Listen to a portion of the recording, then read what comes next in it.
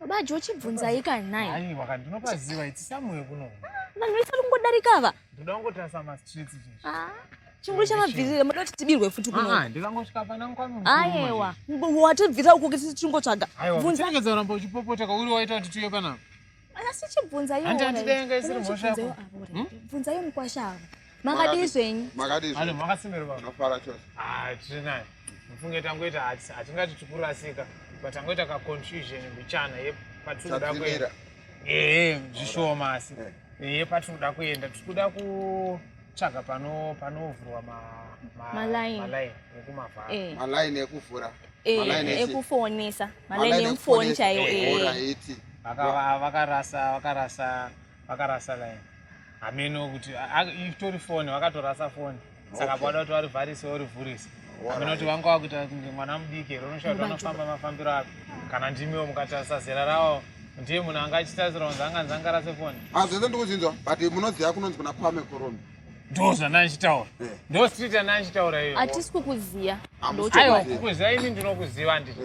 But depending neside randinenge ndapa. Aiwa problem hombe iripo.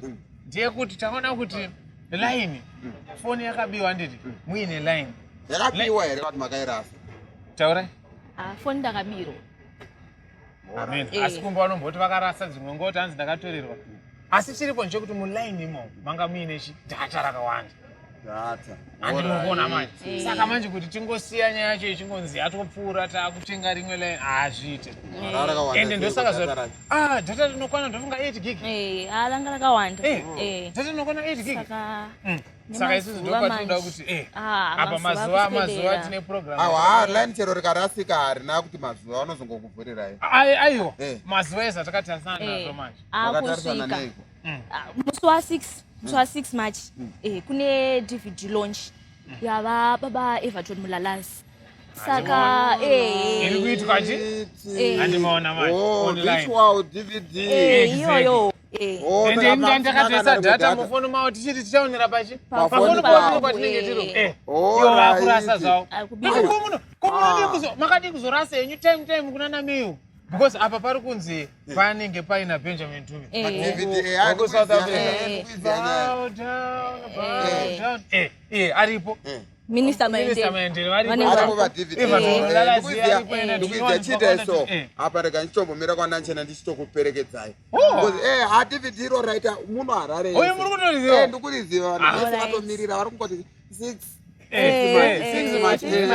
Saka ndatoti kuinawo yeko yabva yaita kuti line iri varaita. Aiwa hapasi kure. Takusvika kungobuda neni takatodai so. Kuziya nawo yeDVD. Vanoimba vakanesa even kwasina chikwatati ruko. Vanhu vakafara zvisingaiti. Zinoti katakomana topota zvese. Aiwa maoko kwasina chamuna kuuya. Zinolaini nedata ndirori. Ndinokusiyai matovhunda. Ngatende. Aiwa handi. Tinotenda.